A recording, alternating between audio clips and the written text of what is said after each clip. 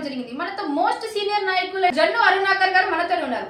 వారు ఇప్పటివరకు వారి రాజకీయ అనుభవం ఏంటో వారి మాట్లాడి తెలుసుకునే ప్రయత్నం చేద్దాం. నమస్తే సార్, బాగున్నారా? జన్ను అరుణాకర్, కాంగ్రెస్ పార్టీ సీనియర్ నాయకులు, పార్టీలో Paidipalli. Okay sir, most senior నాయకులుగా మీరు మీ డివిజన్ కి ఇప్పటివరకు ఎలాంటి అభివృద్ధి కార్యక్రమాలను చేశారు?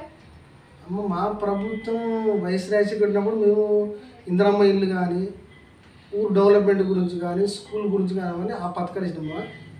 ఈ రాజశేఖర్ ప్రభుత్వం అయిపోయిన తర్వాత టీఆర్ఎస్ ప్రభుత్వం వచ్చినప్పుడు మా దగ్గర శూన్యం వరకు.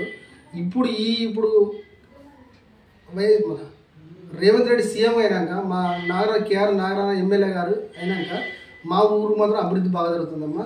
మాకు ఇందిరమ్మ ఇల్లు కానీ, రైతు బంధు కానీ, ఫ్రీ కరెంట్ కానీ, ఆర్టీసీ మహిళలకు అది కానీ, గృహలక్ష్మి పథకం కానీ ఇవన్నీ మాకు లబ్ధి బాగుంటుందమ్మా. మా దగ్గర కూడా రైతులకు 10 సంవత్సరాలు కానీ రైతు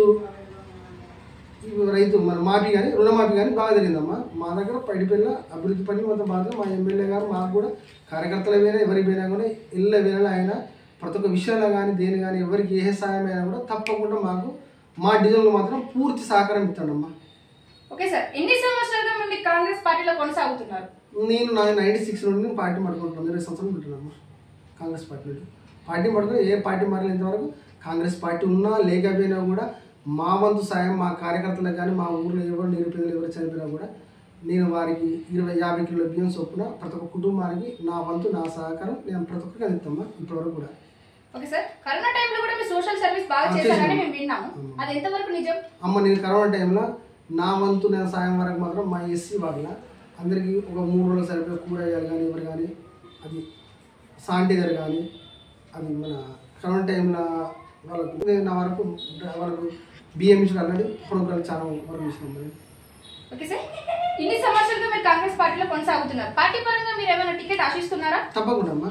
నేను కాంగ్రెస్ పార్టీకి పార్టీ పట్టుకున్నాను కాబట్టి నాకు అవకాశం వచ్చినప్పుడు నేను పార్టీకి సేవ చేసినా కాబట్టి నాకు కూడా అక్కుంటాను, నాకు కోరుకుంటాను అమ్మా. నేను పార్టీ నుండి చేయాలని తప్పకుండా నేను కాంగ్రెస్ పార్టీ టికెట్ తప్పకుండా ఆశిస్తానమ్మా. నేను తప్పకుండా టికెట్ ఆశిస్తాను. ఎమ్మెల్యే గారు కూడా నాకు ఇస్తానని ఒప్పుకున్నారమ్మా. ఓకే సార్, ఇప్పటివరకు మీ డివిజన్లో ఇంకెలాంటి సమస్యలు అనేవి ఉన్నాయి? మాకు ఇంతవరకు డివిజన్లో అయితే ఏమి సమస్యలు ఉన్నామా. చిన్న సమస్యలు ఉంటాయి, చిన్న గల్లీ ఏదైనా సమస్యలు ఉంటాయి, అవి కూడా ఎమ్మెల్యే గారు ఆయన తెలుసుకుంటారు. తప్పకుండా ఆయన మాకు అన్ని సహకారం ఇస్తాడు. ఏ ప్రోగ్రామ్ ఏదన్నా కూడా మొన్న మా దగ్గర 10 సంవత్సరాల క్రితం కానీ కొత్తగూడెం డ్రైనేజీని ఎమ్మెల్యే గారు, కమిషనర్ మన మేడం సుధారాణి మేడం గారు వచ్చి అప్పటికప్పుడు స్పాట్ 10 లక్షల రూపాయలు శాంక్షన్ చేసి సీసీ రోడ్డు 3 రోజుల్లో డ్రైనేజ్ కూడా పూర్తి చేసిందమ్మా. మాకు అలాంటి సమస్యలు ఏమున్నా కూడా ఎమ్మెల్యే గారు, కమిషనర్ గారు ఎవరైనా సహకరిస్తారు మాకు.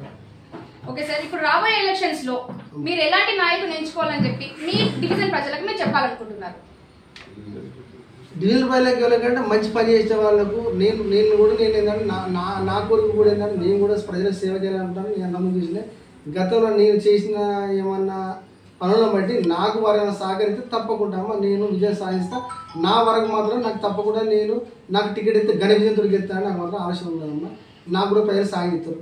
ఓకే సార్, మీకు ఒకవేళ ఓటేసి మీ డివిజన్ ప్రజలు కనుక మిమ్మల్ని గెలిపించుకున్నట్లయితే వారికి సరైన న్యాయం మీరు చేస్తారా?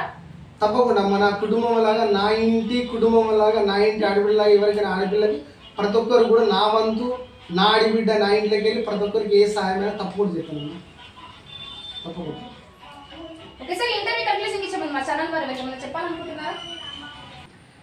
మా కాన్స్టిట్యూషన్ మా ఎమ్మెల్యే గారికి కష్టపడే కార్యకర్తలకు అందరికీ గుర్తింపుంచుకొని వారికి తగిన గుర్తింపు చేసి ప్రతి ఒక్కరికి కష్టపడే కార్యకర్తలకు వాళ్ళకు ఉన్నతమైన స్థాయి కల్పించాలని మా ఎమ్మెల్యే గారికి, సీఎం రేవంత్ రెడ్డి గారికి నేను ధన్యవాదాలు చెప్తున్నాను. ఓకే సార్, సో చూసారు కదండి టుడే ఇంటర్వ్యూ. ఇలాంటి ఆసక్తికరమైన మనీ వినిపిస్తుందో నెక్స్ట్ ఎపిసోడ్లో మేము టేక్ కేర్, బై బై.